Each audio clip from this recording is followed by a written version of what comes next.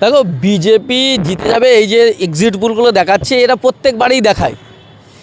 তো সেক্ষেত্রে আমার যেটা মনে হচ্ছে, এক্সিট পোল হচ্ছে বায়াস, এসব টাকা দিয়ে আমি ঘরে বসে বসেও বানিয়ে দিতে পারি একটা এক্সিট পোলে জিতবে আমি বলে দিলাম আর তাই হবে, এটা কিন্তু নয়। আমি ফেসবুকে দেখছি আমার বন্ধু বান্ধব, ফেসবুকে ফ্রেন্ড লিস্টে যারা আছে অনেকেই নিজের মতো করে যে যা ঘরে বসে এক্সিট পোল দিয়ে দিচ্ছে। এ বলছে তৃণমূল জিতবে, এ বলছে বিজেপি জিতবে, এ বলছে সিপিএম জিতবে, মানে যে যার মতো করে এক্সিট পোল দিচ্ছে। এক্সিট পোল এইভাবে হয় না। এক্সিট পোলের যে রিপোর্টটা তৈরি হয় সেটা হচ্ছে প্রথমত যা ভোটারদের সঙ্গে কথা বলা, যারা ভোট দিচ্ছে তাদের ভোটের লাইনে মানুষের মন মেজাজ পরিস্থিতি বুঝে সেটার উপর এক্সিট পোল তৈরি হয়। মানুষের সঙ্গে কথা বলে বোঝা যায়, মানুষের চেহারা দেখলে বোঝা যায়, এবং পরিবেশ পরিস্থিতি দেখলে বোঝা যায় যে এক্সিট পোলে কী হবে। 294টা বিধানসভার, আমি 294টা বিধানসভায় ভোটের দিন ঘোরেনি, ভোটের আগে আমি যা ঘুরেছি সেই পরিপ্রেক্ষিতে, এবং আমি ভোটের দিন 2টো বিধানসভায় ঘুরেছিলাম, সেই পরিপ্রেক্ষিতে কিছু কথা বলতে পারি। তো ভোটের আগে, মানে ভোটের দিন তো না, ভোটের আগে যে মহল চলেছে নির্বাচনী প্রচার, সেখানে সাধারণ মানুষের সঙ্গে কথাবার্তা বলে আমার যেটা অ্যাসেসমেন্ট হয়েছে, সেটা আমি যেটা বুঝতে পারছি যে পশ্চিমবঙ্গে কিন্তু তৃণমূল কংগ্রেস আবার ক্ষমতায় আসতে চলেছে। আসন সংখ্যা হয়তো তৃণমূলের কমবে, সেই জায়গায় দাঁড়িয়ে কিন্তু বিজেপি ক্ষমতায় আসতে পারবে না, তৃণমূল ক্ষমতায় আসবে। একটা জিনিস মাথায় রাখতে হবে, মানুষ এবারে দেখা যাচ্ছে যে বিশাল সংখ্যক মানুষ ভোট দিচ্ছে, মানে 95% প্লাস মানুষ ভোট দিচ্ছে। এটা কেন? এর আগে কিন্তু এত হয়নি। পরিযায়ী শ্রমিকরা শুধু ভোট দেওয়ার জন্য বাড়ি এসছে, এটা কেন? এটা 2-3টে কারণ। একটা হচ্ছে যেটা হলো সেটা হচ্ছে যে এসআইআরের যে আতঙ্ক, এই এসআইআরের লিস্ট, ভোটার লিস্টে নাম আছে কি না আছে, 2002 সালের ভোটার লিস্টের উপরে এসআইআর হয়েছে, বা এবারে যারা ভোট দিতে পারেনি বা পারবে না তাদের নাকি পরবর্তীতে যদি দেখে যে তারা ভোট দিইনি, এই ভয়ে তাহলে পরবর্তীতে আমাদের ডিস্টার্ব হতে পারে, ভোটার লিস্টে নাম না আসতে পারে, এরকম একটা ভয় একটা ভোট দিয়েছে।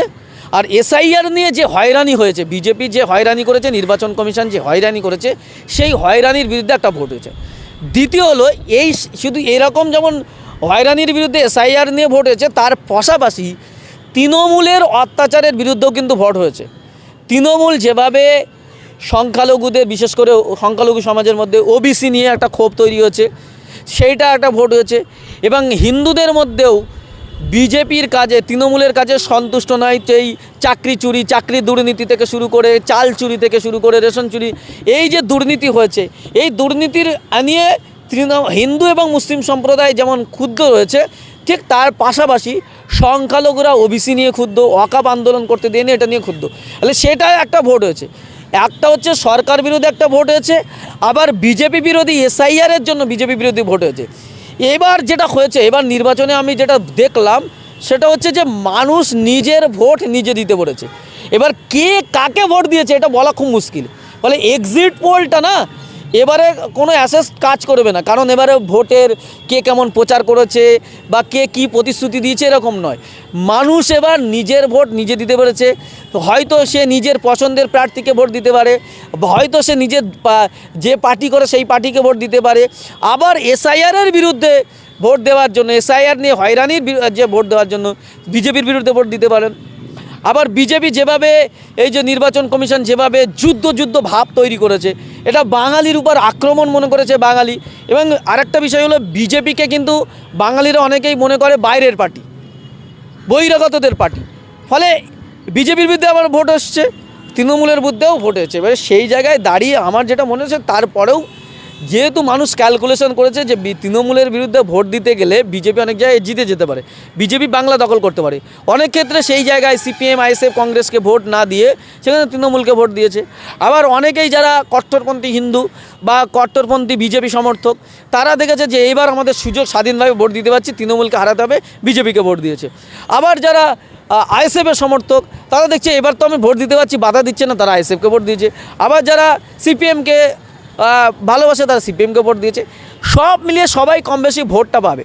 তবে আমার যেটা অ্যাসেসমেন্ট যেটা হয়েছে, আমি ভোটে দিন বলছি না, ভোট প্রচারের সময় গিয়ে খবর করতে গিয়ে আমি যেটা দেখেছি, সেখানে দাঁড়িয়ে আমার মনে হচ্ছে গতবারে তৃণমূল 213টা আসন পেয়েছিল, বিজেপি 77টা আসন পেয়েছিল। এবারে এই এসআইআরের নিরিখে বা এই ভোট প্রচারের নিরিখে যা আপডেট পেয়েছি, সেখানে তৃণমূলের আসন 175 থেকে 185-র মধ্যে আটকে যাবে। উল্টো দিকে বিজেপির আসন সংখ্যা বেড়ে 95 থেকে 105 আসন হতে পারে। পাশাপাশি মালদা মুর্শিদাবাদে 3 থেকে 7টা আসন কংগ্রেস জিততে পারে এবং আমার যতটুকু অ্যাসেসমেন্ট, সেখানে আইএসএফ 2 থেকে 3টে আসন জিততে পারে এবং সিপিএম খুব বেশি হলে 1 থেকে 2টি আসন জিততে পারে। এর বাইরে হুমায়ুন কবির একটা আসন জিততে পারে এবং কালিম্পংয়ে একটা যে তৃণমূলের সঙ্গে যে 2টো আসনে যে পার্টির জোট হয়েছে, পার্টির নামটা এই মুহূর্তে ভুলে গেছি, তারা কালিম্পংয়ের আসনটা জিততে পারে, একটা আসন তারা জিততে পারে। এই হচ্ছে আমার অ্যাসেসমেন্ট। আমি একদম পুরো গ্রাউন্ডে ঘুরে বলছি। এবার ভোটের দিন মানুষের মোটিভ চেঞ্জ হতে পারে বা মোটিভ চেঞ্জ হতে পারে, সেইটা চেঞ্জ হতেই পারে। আমি যেটা বলছি সেটা 100% হবে, নাও হতে পারে। এমনও হতে পারে তৃণমূল আবার 220-30টা পেতে পারে, বিজেপি 40-50টার মধ্যে আটকেও যেতে পারে। আবার এমনও হতে পারে বিজেপি 150-60টা পেতে পারে, তৃণমূল 120-30টার মধ্যেও আটকে যেতে পারে।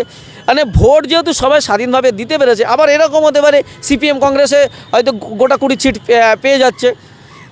এক্সাক্ট বলা যাবে না, তবে আমি যেটা বললাম যে তৃণমূল 175 থেকে 185-র মধ্যে, বিজেপি 95 থেকে 105, আইএসএফ 2 থেকে 3, সিপিএম 1 থেকে 2, কংগ্রেস 3 থেকে 7 এবং হুমায়ুন কবির একটি আসন জিততে পারে। এবং হচ্ছে তৃণমূলের সঙ্গে যে পার্টিটা জোট করেছিল 2টো আসনে প্রার্থী জিতেছিল, সেখানে একটা জিততে পারে। এই হচ্ছে আমার গ্রাউন্ডে যে আমি রিপোর্ট পেয়েছি তার উপর ভিত্তি করে বলছি।